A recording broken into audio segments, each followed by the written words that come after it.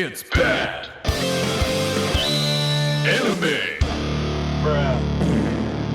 Okay, hey everybody. I'm John. And I am Rob. And, I'm trying to replicate that throat. I'm sorry. I don't know why. I was talking all morning, and then right when we were started- talking for a few minutes before we started. Like It's bad.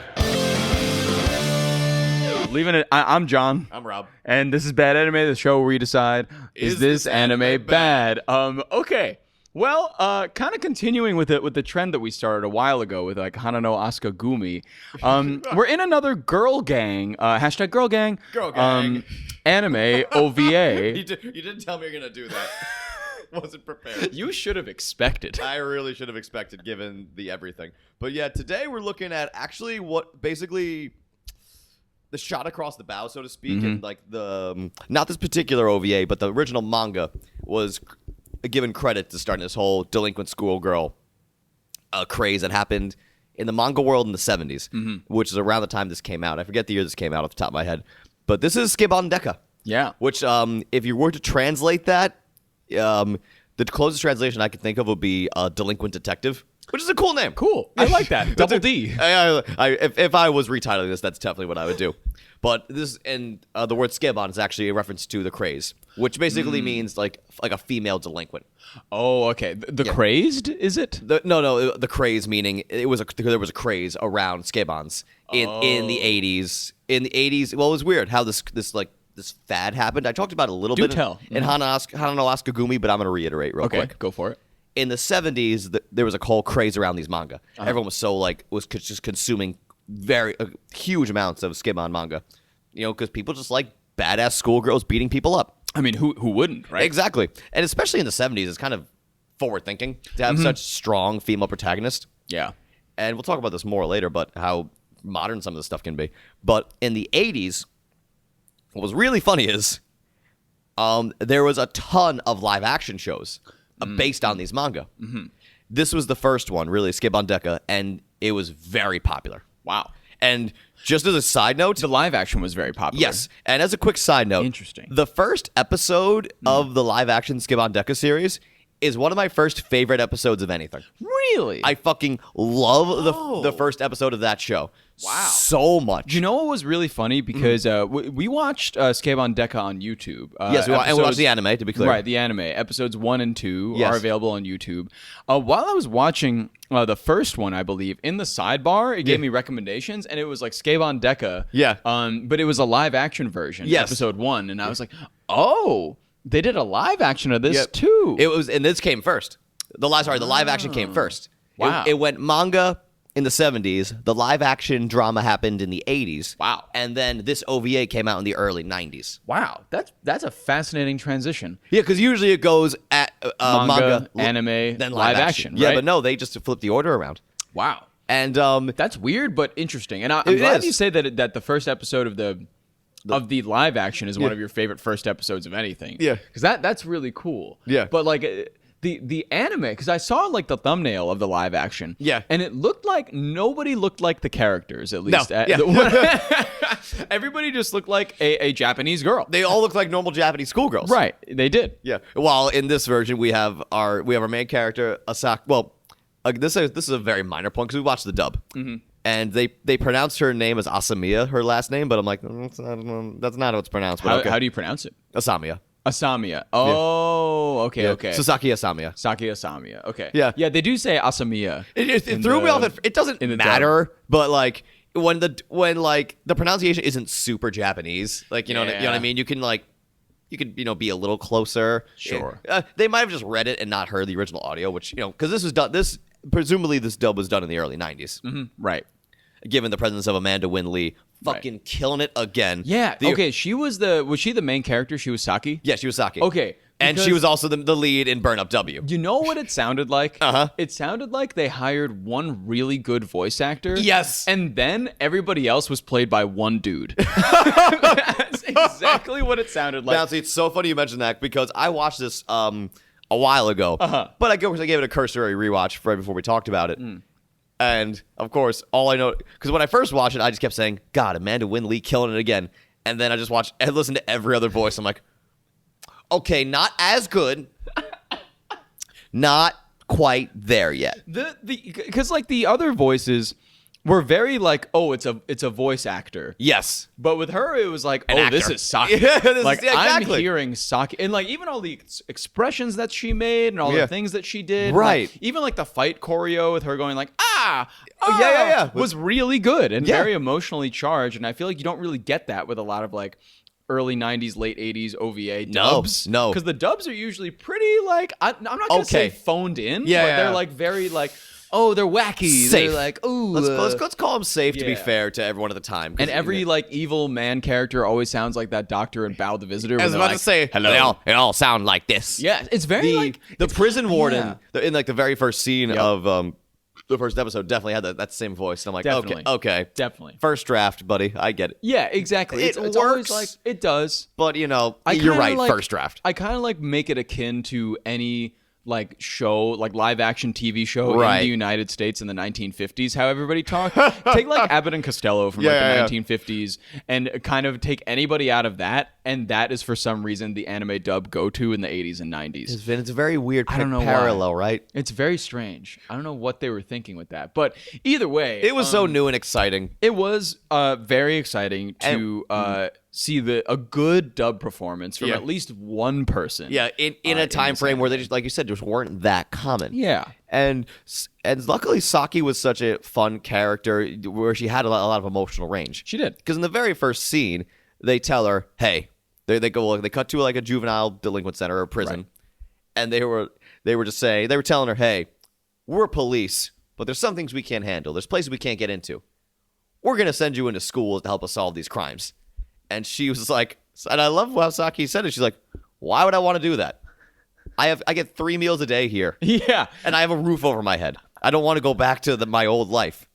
And then we learn her mother's on death row. Right. So the guy has 2 letters: a letter of appointment to make Saki a detective, or the letter ordering her mother's execution. He was like, "All right, which one of these am I sending?" It's your choice. And immediately Saki, and this is a credit to the animation of the show, Yeah. because the animation here varies a little bit, but when this OVA is animated well, it's animated well. Yes, it So is. she starts banging on the door to to the Warren's office, going, "What the fuck? Why did you bring her into this? Right.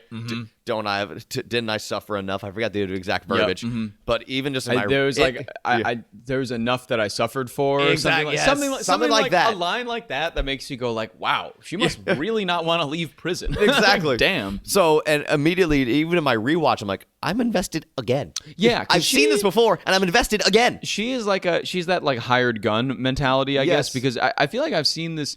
I saw this plot device very recently, actually. Okay, cool. The Gray Man, a movie that came out on Netflix. It's by the Russo brothers. Okay. I talked to them, yeah. like for an interview about it. Right. And the movie starts with like Ryan Gosling in the same exact situation, except for Yeah. like he doesn't have a dying mom, so the stakes are lower. Right, But right. He like goes into like he's in prison, Yeah. and then he goes into like a room, and a detective's like, "We need your skills Yeah. to track down somebody and Right. kill them, but nobody here can do it because we have limitations. The FBI can't do everything, but you can because you're a criminal." And he's like, "All right, bro." Yeah, just like okay. All right, I'll do it. My name's Ryan Gosling. This is my third and last line of the movie. I'm gonna stop talking. I'm gonna immediately stop after this. talking. Yeah, and he does. Oh, God. But yeah, it was really funny when I started to watch this. I was like, okay, so like I know this. It's a familiar plot. It's a familiar plot, but they there's have some stakes, right? But there's way more schoolgirls in this one, Definitely a lot more schoolgirls, which in makes it this a one. little more awesome. A lot more schoolgirls, a lot less mustached Chris Evans in Yes. this one, which is, kind of a good thing. Yeah, I think. Okay, so there's positives and negatives to both. A little bit, yeah, but either way, yeah, she accepts reluctantly, of course, The offer. and then she's out there, and the kind of the next thing we see, which kind of like triggers a little bit of the rest, and kind of Yes. reminds me a little bit of something that happened in Burn Up W. Okay. Actually, weirdly enough, Yeah. But Saki is out of jail, Yeah. and now she's like wandering around the streets again, and Yeah. she's enrolled back into the school. school, Takano, I think, high Yes. school, as far as I remember. And I'm struggling to remember the name. she's like walking around the back alleys as like a female protagonist does. Yes. And this girl is like getting, like assaulted. Yeah. And she's like, oh, hell nah. And she runs in and she just kicks ass. So just And to, that whole scene, even though it was like a rough scene to watch, because like they get like there was no nudity, but it was pretty close. Like the thugs were tearing this girl's clothes off. yeah. And it was really well animated, and I'm just like, I was distracted by how good the animation was in that scene, and there was such fluidity in the fight scene that followed, where Saki just shows up in her trench coat, and she's like, no, don't do this, no, Like, please, you're gonna do stop that. doing this now. And you know what? They did, because she just kicked the shit out of these 3 grown men. Right. And that was pretty much it. I mean, she kicked their asses, but then that girl, who I'm trying to like remember her name, was like forever indebted to her after that, kind of. Yes, I'm trying to remember off the top It was of like my head. Jonko? Jonko. Yeah. Yeah, Jonko. Junko or Jonko, I forget the Junko. I think maybe Jonko. Yeah. But whatever. We'll settle on Jonko for Jonko. now. Yeah. Jonko, of course, seeing this happen was like, oh, she's so strong and stuff. Yeah. And I was like, this just Yoko gonna happen here from Hana no Asukagumi. Yeah. It's kind of a similar Yeah. kind of like, okay, Similar like vibe. powerful saves the weak. I'm just so funny because in the back of my head, I immediately when we were trying to think of her name, like Yoko, I'm like, no, wait, wrong, No, wait, yeah, exactly. wrong delinquent schoolgirl anime. How dare you? Hashtag girl gang. Hashtag girl gang. Girl gang. But yeah, so she saves her life. So we get a little window into Saki's abilities, Yep. which primarily focus on this indestructible yo-yo. Yep. Again, kind of in line with Hana no Asukagumi, with like the coin. weird item that you Yeah. use to beat people. Yeah. Is the yo-yo, but the yo-yo is like impervious to breaking. The Yeah. string is indestructible, and inside it has a small badge that shows she's with like the FBI. Or Yeah, whatever. but she's a cop, which is always a great. It was always great when she opens the yo-yo and they're like, "Wait, you're a cop? Whoa. Excuse me?" But yeah, so she uses that yo-yo to kick ass, and then she kind of re-enrolls in the school. She goes back to school, and I love the way everyone freaks out, like, "Oh fuck, Saki's back!" So funny, except for the new guy, Yeah. Sanpei, Yeah. who is like, Yeah. so he's a new guy at the school, and he's like just looking for hot babes. And you know what's so funny? Like, there's a few things about this OVA and others dealing with schoolgirl OVAs that remind me of that they kind of feel modern and sometimes a little do. forward thinking. Sanpei is just textbook simp, and I love it. Very simp. Yeah. It's hardcore simp. I think like he tries to like court Saki multiple times throughout the show. And Saki's just like, "No, Yeah, and she's like, please get away from me, because everybody else is terrified of her. Yes. And he's like, oh, but I love my you. goddess." Yeah, exactly. He keeps referring to her as his goddess. There's this one point where he buys her flowers, and this made me crack up. Some of the dub acting here was like Yeah. really good in terms of the script writing. Yes. He like hands her these flowers, like a bunch of roses, and he's like, I bought these for you, Saki. And she like turns them around and like sticks them on his head upside down. Yeah. And just like slaps him and stuff. And while she's walking away, she's like, next time I'll stick them somewhere else less comfortable. And Shanpei's line after that is, oh, my place or yours? Oh my god. So he just has like a nice retort for everything. He's just quirky. And it's just down to clown. Yeah, Like down she at one point is like, why don't you just become a damn monk at a monastery and stop bothering me? And he's like, okay. And he shaves his head in front of her. And so I'm like, wow, this is the biggest simp energy that we needed today. This is the biggest energy I've seen in anime for a long time. Oh, it's huge. And the whole Sanpei dynamic just kept cracking me up. And he became like Saki's like basically like, you know, the sidekick. Yeah, like right-hand man hacker kind of deal. Yeah, for throughout the rest of the OVA. Right. And I enjoy the dynamic a lot. But the main issue, why she's out of prison, Yes. is that there has been somebody or some family or some entity wreaking havoc Yep. on the school. Yeah, the Mizuchi sisters. The Mizuchi sisters of Takano High. Yep. And we are treated 5 minutes in to a giant bus crash of many innocent students Yes. off of a cliff and just barreling towards their death. And the bus explodes and everybody dies. And Dies. Everybody dies. and I'd like to kiss a few guys. Sorry, what? Anywho. So that bus crash happens. Love a bus crash in an anime. Everything. Incredible. And that happens, and then Saki is brought in by a special agent, and the special agent's like, this bus crash, like we're pretty sure the head of their family, the Mizuchi family, Gonzo, Mizuchi is behind this because he has used this crash to eliminate the rest of the school board and become the head of the school board Yep. and use that as a basis for his power. It kind of makes sense, kind of doesn't. Yeah. Because it's like, I don't understand why this man needs to control a school. Yeah. To have power. Yep. He has 3 daughters enrolled in the school. They're all creepy as fuck for different reasons. Oh yeah, we'll get to them. Yeah, and they all have their own agendas, kind of. Right. At this school. They want to basically dominate the school or have some world domination. It's not exactly clear what the Mizuchi family really wants, but the basic thing about this is that Saki has been hired to take them down. Exactly, and the thing is about the Mizuchis, they all have different goals, and I'm pulling up their names at the moment because I always sometimes I accidentally forget which one was which. Yeah, me too. They do look a little different, which is helpful. Well, it's very helpful, yeah. So they definitely do look different. Hold on one second. We can edit this out if we want, or we just That's won't. fine. Or we won't. Or we just. Oh, okay. So Remy is the blonde one, Remy's the blonde one. Yes, she was Right. the she's the big threat. kind of the kingpin. Yeah, she's the big threat. Then you have wow, the other ones I don't even see any information on. I just don't even know. You on the Wikipedia Don't page? even remember what names they had. Pause the episode. It's bad. We figured it out. Hooray! So the 3 sisters are Emi, Ayumi, Remy, and their dad is Gozo. Yes. So I said Gonzo because I thought it was Gonzo. I forgot it was Gozo, not Gonzo. I was equating it to Danzo from Naruto, but because I didn't think anybody's name could actually be Gozo. Well, Gonzo is also the name of an anime distributor, so Yeah, that's true. Oh, yeah, that makes a lot of sense. But yeah, anyways, that's the family that she's trying to it's take also the term used for very hardcore porn. This I also knew. Yeah, I was about to say it was on the tip of your tongue. I'm like, do I say this now? Oh, you say it now. Tip of the tongue. But anyway, but yeah. so we, in order of age, we have the youngest sister who is Emi. She's the artist, and we also learned she's a bitch because our girl Junko is also an artist. Yes. And you know, eventually Junko invites Saki into her home because she's like, hey, you kind of saved me from getting assaulted, and you seem like a stand-up person. So they keep running into each other at school. Right. Eventually, Saki finds her way into Junko's home and sees her art and goes like, holy crap, this is beautiful. Emi is the youngest of the Mizuchis. She's an artist and decides, you know, hey, she's a good artist. What if I copy everything? Yeah. So she copies the painting, and then we'll get more into as the story goes on how she does that and how she decides to deal with Junko. Yes. It's how a lot of people decide to deal with Junko, unfortunately. Unfortunately, Junko goes through a lot in Damn, this she show. goes through a lot of pain.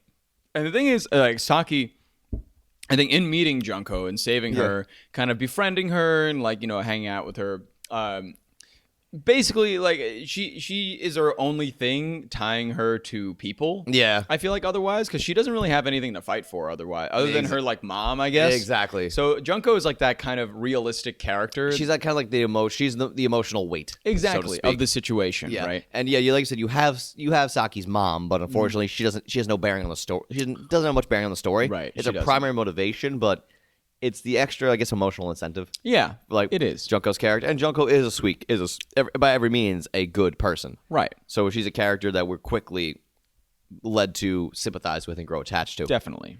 Yeah, too bad she gets fucking whacked. Oh, it's bad. It's bad and all because Emmy's like, you know what? I want to copy your art, so I'm gonna kill her. Yeah. And you know what's funny? Yeah. Emmy's the least fucked up of the Mizuchi She sister. is the least fucked up. and only because she killed one person, Yeah, and then you have like Ayumi. the drug dealer. She's like a school drug dealer. Yeah, she's just legit dealing drugs, and she's like super greedy and really obsessed with money. Yep. And that becomes her downfall. Yep. Mm-hmm. And then you have Remy, who is kind of as we said, like kind of the kingpin of the sisters and the family, I guess. And she has blonde hair. She kind of looks like a doll. Yeah. And her eyes do this weird thing where they like glaze over sometimes. Yeah. And you're like, she looks like a mannequin. She's haunting. Yeah. She's the only character in the show disturbing for like that really kind of spooked me. Where I'm like, ooh, that's like, she's just what the fuck is going on? And she loves snakes too. Yeah, I love how they keep intersplicing snake imagery to refer to the sisters as snakes, which I thought was really nice. Yeah, it was pretty cool. And this whole anime did a kind of interesting thing where it would occasionally freeze frame, and the freeze frames would be super detailed and like hyper drawn in. That was a cool artistic touch. Where like it froze and everything just got nicer quality. It's like, excuse me? Like, what is this? And then just occasionally we just cut to images of snakes when the sisters were doing something treacherous. It was a cool bit of symbolism. Yeah, it was. It was a nice little bit of symbolism. You know, it was honestly. It's 101. Yes, you could say that, but honestly, if you want to teach someone what symbolism is, like, it's that. It's easy. The sisters are snakes. You can just pick it up. They're treacherous. No problem. They're like slithering around. They're evil. Yeah. That whole thing. That whole thing. Ayumi's a bitch. Yeah. She's also mean. And then Remy is also like interesting. Like she's the worst of the bunch. She's just really, really well. Eventually brainwashes the whole school. Yeah, brainwashes the whole school, and so I'm trying to remember how everything plays out here because, of course, Junko's death inspires Saki to really bring down this family hard. She was already working towards it, but now she's way more emotionally invested. But before Junko dies, of course, like Junko's like in school with Saki, and Saki's back at school. Everybody's all obviously afraid of her and whatnot, but Saki's just there to pretty much figure out what's going on. But then there's this there's the assistant principal Numa, or vice principal Numa, Maya he, and Maya who? Maya how, Maya aha, and he is kind of there. I'm sorry. No, it was great. And he is there, basically being like, Saki, I expelled you from this school. What are you doing back? And she's like, I got out of prison. He's like, I don't believe that for 1 second. And she's like, I didn't want to be back here either, boss. Right. And he's like working antagonist to her for a lot of the time until he realizes that the Mizuchi trio, or triplets, are really the ones kind of behind all of the weird happenings at school. All the bullshit. Like the students dying and all that shit. Students dying. Yeah, they're dying. And he's like, this guy has a very interesting, like Phantom of the Opera kind of thing around going on. Because he's got like one eye burned. And the other eye's got it's covered by hair. Right. And every time he's in a classroom, he's like, why are you getting such horrible grades? And all the students like, well, the Mizuchi sisters can do whatever they want because they're rich. Yeah. And he's like, God, the fucking school board. So he's just like distressed teacher trying to like serve some justice. Yeah, it's like, and then he looks around like, why is my entire school on drugs or getting killed? Why am I in a prison? Right, like, and then eventually like things play out with Junko dying, right? Yes, and Saki gets vice principal Numa on her page and on her side. There was a scene like they were sitting at a bar. Yeah, they were like drinking, and I'm like, I feel like Saki's like 16. Yeah, she's like 16, 17 years old, and he just sees her. She's just bodying whiskey. She was straight up just like ice in a glass with whiskey, and she was just drinking that. And like the vice principal was like, that seems normal. The vice principal just probably looked at her and said to himself, "There's death in those eyes. She can handle some whiskey." More Jack, please. More for me and my new lady friend? Maybe. Oh yeah, so they get on the same page over a drink. So, but then again, that's very real world. You know, not doing it with a 17-year-old. Right, still, sure, but still, like enemies bonding over a drink. You know, that's kind of a trope, right? That I personally like. I have no problems with tropes if I like them. Right. Which is something I've said many times before, and I'm going to say a lot more today. Oh yes. But anyway, so they get on the same page. And at one point, we have Ayumi. She's like, I'm going to fucking kill these guys. Yeah. So there's a big fight scene that ensues while Saki is on the way to like this big dinner. Right. With that the Mizuchis are involved with. Mm-hmm. And Ayumi's like, she's a shotgun. The fight goes on. Again, very well animated. There's there's a lot of fight scenes interspliced throughout the show, and it's very well animated, very creative. Fight scenes are good. Because, Saki has a yo-yo that's indestructible and made of metal, like we said, so she just fucking rips people apart with that. She just whacks. I thought it was pretty great how Ayumi gets a gun, right? Yes. From Emi, her sister. Oh, no. Is it Remy? Yeah, she got it from Remy. That's a big deal. She gets it from Remy. and she's like, "Oh wow, a gun!" And when they introduce a gun in this show, I was like, "Oh wow, okay, like." That's pretty crazy because everybody's like, whoa, a gun? Yeah. And I'm like, that's awesome because I feel like a lot of like TV these days is very like, oh, it's a gun, whatever. But this is like, girls been fighting with a yo-yo against dudes with knives and sticks the entire show. Yeah. And then you bring out like a gauge rifle, a 12 gauge rifle. Yeah. It's like, oh fuck, like that could kill somebody very easily. And Japanese media, they're always very good about talking about the impact of guns because especially in more shows that are set kind of in a more normal society because Japanese gun laws are much stricter than ours. Sure. And also, we're saying that as Americans. So saying another country has stricter gun laws isn't exactly narrowing it down. You and I can go like, you know, I won't say where in Long Island we are right now, but you and I can drive not too far over to Franklin Square and just go get guns. Yeah, it could be easily done. Yes. We probably have to drive less far than that. But the only gun shop I can think that's close to us is Franklin Square. But beer is closer, so we opt for that. Yeah, so we decided to opt for beer instead of shooting people.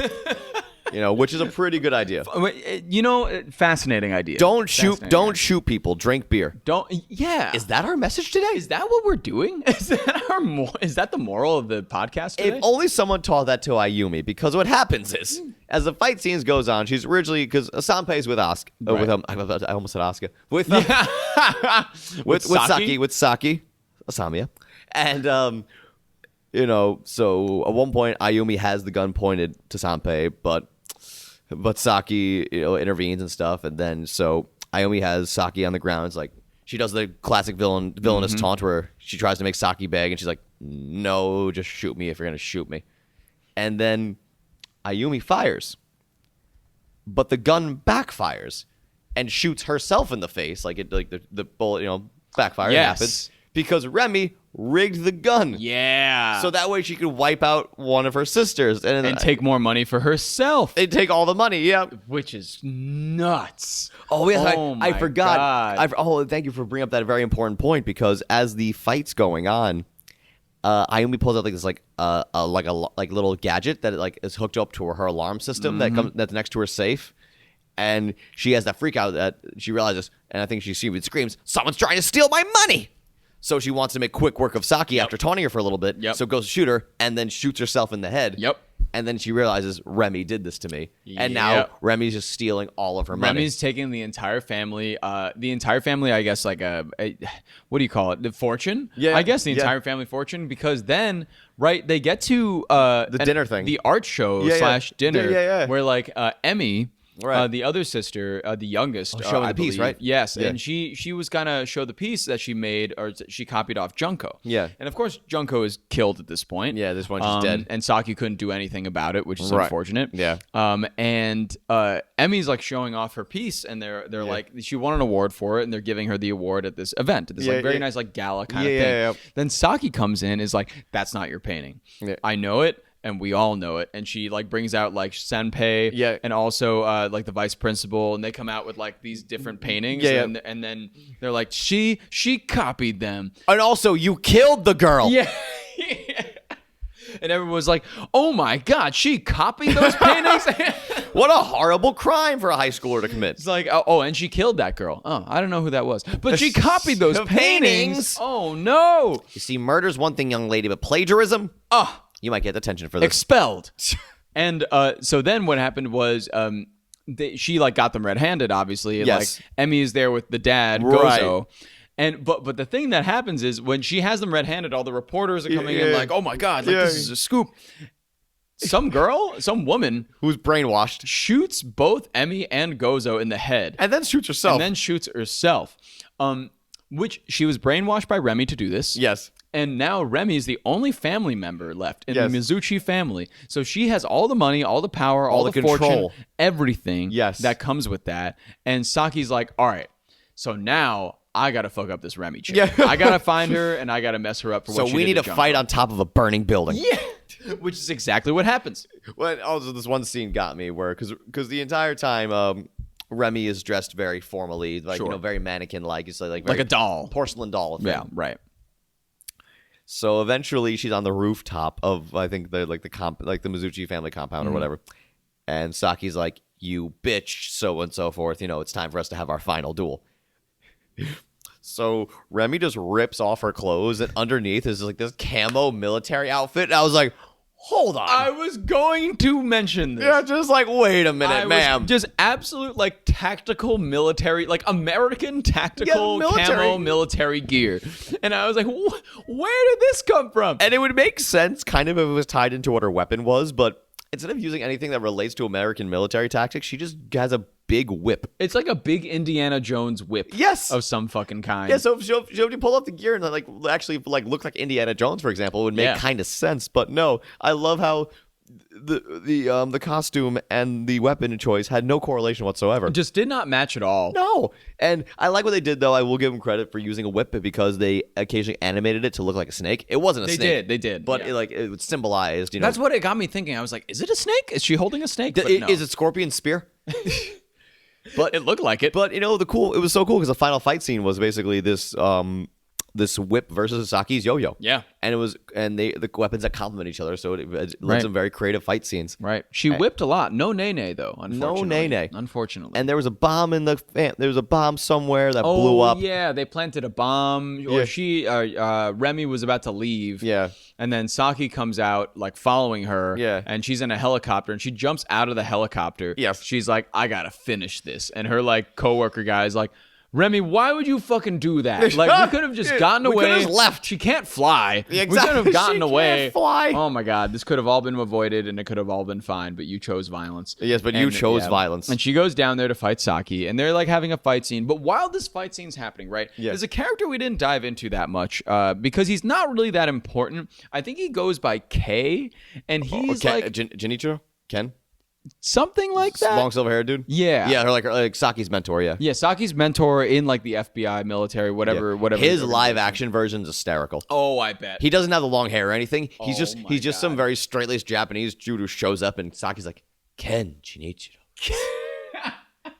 Well, he's a fucking badass. He is really But a he badass, like yeah. his probably best scene in the show was why I bring it up now, because that guy driving the helicopter was like, all right, like while Remy's like fighting off Saki, like I'm gonna go kill her friends, and like there's all like these cops arrive, and right. Ken is there, and Ken gets out of his car, and the helicopter's like diving low and like shooting at him, right, and he stands right in the middle of the gun, so the gun's like they can't hit him, and he's like aiming. And he's like, all right, ready? 3, 2, 1. And he just shoots one bullet. Yeah. And it goes through the windshield of the helicopter and hits the dude right in the forehead. And the helicopter promptly tailspins and explodes. Yeah. And I was like, this man is badass right now. That's the thing. He's just a badass action hero. Damn, Ken. But that was really I do cool. want to see a spin-off with him as the lead. He's cool. Yeah. I like him. But yeah, Saki was then in her final battle with Remy. And it went exactly as you would expect. But Remy had like the upper hand for a while, right? Right. Like Remy was doing really well. But eventually, Saki like turns it around because she's like, oh, you know what? Fuck you. I'm fighting for my, I'm fighting for Junko. I'm fighting for my mother. Yep. That's about history. And she whacked her with a yo-yo, and that's about it. And the reason because she was able to do that is very silly on Remy's part, a very big oversight on Remy's part. Right. She didn't think that Saki could use her left hand to use her yo-yo. I forgot about that. Which was so fucking stupid that she was like literally whipping Saki for like 10 minutes straight, and Saki's like taking it, and Saki also previously got stabbed in the arm by one of her cronies. Right. She can't necessarily use that right arm. Yeah. And so she's getting whacked by So Remy. she uses the yo-yo in the left hand, and Remy's like, no! He's like, who could have foreseen that you were ambidextrous? Like, I don't know if she's ambidextrous, but like, she could fight. She could fight with two hands. Yes. Oh my god, it's not that hard. So it was kind of a silly note to end on. And the best part was after the bomb explodes and the compound is destroyed, everyone's thinking, no, Saki's dead. Yeah. Then she just walks out with Remy's limp body and basically is like, I win. She literally walks out of fire. Yeah. It's flaming, and like she walks out of the fire and she's like, I'm good, guys. Yeah, Everyone's like, woohoo! it's the action. It's like the action cliches been used a million Yeah. times. The most prevalent recent example is probably Daenerys Targaryen. Daenerys Targaryen, very like the end of Django Unchained. Or Exactly, something, just when walking he's out of the fire, a blowing up building and whatnot. Yeah, I mean, or just walking it's out fine. of the flames, and and like you see the silhouette. It's Right. it's an action trope again. Love it. Right. So right. it just made me happy. Yeah, I that was was about to it. try to make that more intellectual. I'm like, no. No, I'm just no. I'm just gonna speak right from the heart and get to my emotions. And it was just the end. Yeah, and that was basically it. That was the whole thing that occurred, and the whole thing. It was that a 2-episode OVA. Each episode clocking around 45 minutes. Yeah. So you basically had an hour and a half film. Yeah. That you can break up and watch. Right. And that helped a little bit. Yep. Because especially when it feels like a series is like, it feels like two OVAs like this, when there's a clear halfway point. Mm-hmm. It's good that you could stop and do something else if you wanted to. Right. Because that was a problem. Well, I'll go back to something we covered earlier, Vampire Hunter D. That's what it should have been. Right. Because this is very much two halves of a thing. And it's like, I could have stopped in the middle of this and had like a meal. Right. And then Yes. came back. Right, and came back. And that's why I liked that they did this here, because, it was a very clear halfway point, stop, intermission, do what you got to do, come back for the next half. Right. So I really appreciated that. And I appreciated this show. Appreciated this 2-episode OVA, hour and a half of entertainment. What'd you think? Wow, my thoughts first. This is a fun thing. Let's go for it. We're constantly changing format. So, okay. I gotta say, there are a lot of similarities to Hana no Asukagumi. Well, also, but I will say this because it's weird again because this predates Hana no Asukagumi. Oh. The manga does. Oh. So this predates. So Hana no Asukagumi is similar to this. I see. But it's a little weird, though, because in anime form, the anime was the only thing to predate SUKEBAN DEKA. Uh-huh. Because basically what happened, the manga SUKEBAN DEKA came out. Then the manga Hana no Asukagumi came out. Ah. Then the SUKEBAN DEKA live-action series came out. So they wanted to do a quick knockoff. So it was Hana no Asukagumi, the live-action version. Wow. But Okay. Hana no Asukagumi did beat SUKEBAN DEKA to anime. To anime. Mhm. Yeah. And that's the only thing, which is weird. Because SUKEBAN DEKA was immensely more popular. But honestly, I think that was because of burnout at the time, because SUKEBAN DEKA had 2 sequels. Wow. Yeah. Dang. Because both the original SUKEBAN DEKA and Hana no Asukagumi, around 20 episodes, live-action versions. I think SUKEBAN was 24, while Asuka was 23. SUKEBAN had 2 sequels that were each 40 episodes plus. Damn. So I think they waited for the shit. OVA because they're like, you know what? We don't need to animate it real quick. Yeah, we don't need to do that. We're still riding Wow. the SUKEBAN DEKA high. So the anime wise, it's hard to say. It's basically chicken before the egg question. Sure. I had to bring that up. No, I'm glad you did, because they are very similar to each other. Yes. I happen to think that SUKEBAN DEKA was better. Yeah. This had a much better story progression.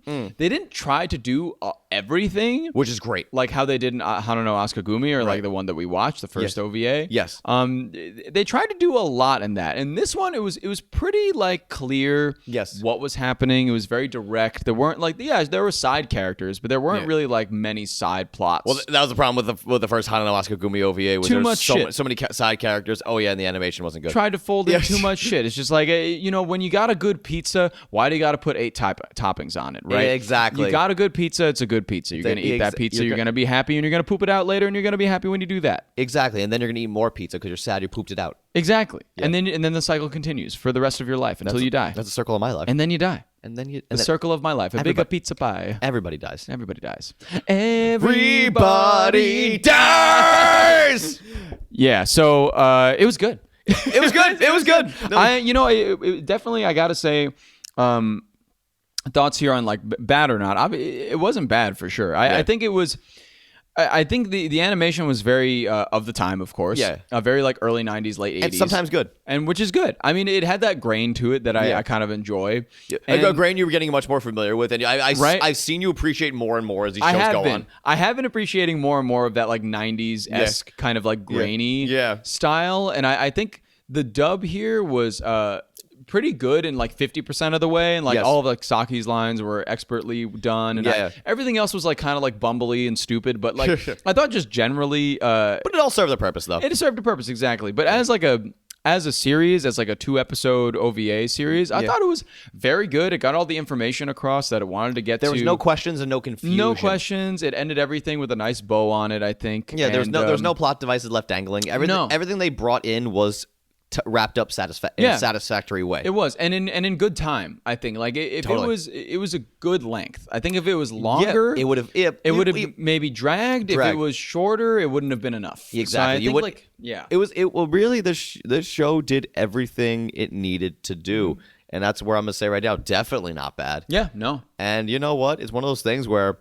would I recommend it? I'm like, yeah, if you're interested in the whole delinquent schoolgirl genre, absolutely. Yeah, it's an hour and a half. I'd say give it a spin if you like the delinquent girl genre that we're currently like immersed in. Because even like I gotta say, even the character Saki is a great character. Yes, I like the character of Saki, and even the characters I thought would annoy me, like Senpei. Yeah, I thought Senpei would be like grating. Very like annoying, like one note, and he was, but it was like a charming. Towards the end, kind of one note. He reminds me. We'll go back to Burn Up W again. He reminds me a lot of the dude in Burn Up W, and I'm forgetting his name right now. Yes, you're right. I'm completely blanking on his name. Yuji. How the fuck did you? I re-listened to our episodes. Oh my god, look at you, fucking Yuji. Where again, Yuji was a very one-note character, right? But written so well and so in a way that's so charming, you keep getting drawn. And it wasn't like he was in every scene, and it wasn't like he was the focal point of every scene, which made it better. They used him the right amount. Yes, it was exactly the right amount where it wasn't too much of that. But also when he wasn't in scenes, like throughout the show, I was like, oh, when are we going to see Senpei again? I wonder what bullshit he's going to say. Exactly. So and that's the thing. This is a very, very, I'll say this is a very, very well-constructed anime. Is it amazing? No. It's good. Damn good. Yeah, it's good. It's good. It's damn good. It's kind of like, maybe this genre isn't exactly my cup of tea, but I thought that this was definitely better than the first volume in this genre that I've seen, which is Hanano Asukagumi, personally. Right. I definitely thought this was better than that and did a better job of reaching its goals that it set out for itself in the very beginning. Right. So in terms of that, like I think if you're interested in this kind of like #girl gang kind of anime, then you will like this a lot. I think definitely. it'll do a lot for you, right? As maybe opposed to others in the same genre, right? What did I think? Again, did I think it was amazing? No, I thought it was like good, fine, like not a waste of my time in the end of the day.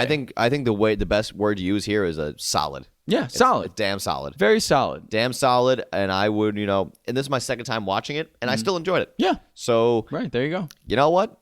Check out SUKEBAN DEKA on YouTube. Have fun with it.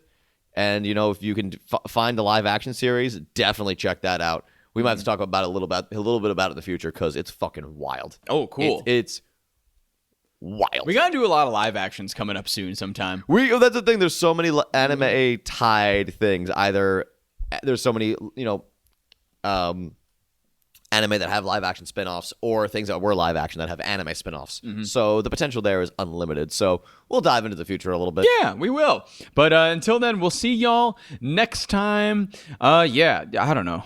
Instagram, that's good. The others, the TikTok, all the other stuff. Go there. Oh yeah, do that. Go there. SoundCloud. Bye. It's bad. Wow, oh my god, what a rousing podcast of anime conversation. Am I right, my compares? Am I right, my weebdom? Anywho, you can send us a message if you want. Did you like this podcast? Did you hate this podcast? Do you want to kill me? Do you want to drench me in Calaxosaur blood and watch me drink it? That's fine. Just send us an email at badanimepod@gmail.com or DM us on our Instagram at badanimepod, all one word. You can also find us on YouTube as Bad Anime, and you could leave a comment on whatever video you want to leave a comment on. We'll read them all anyways. We don't care. I love you. Kiss, kiss. Simple Equations Podcast Network.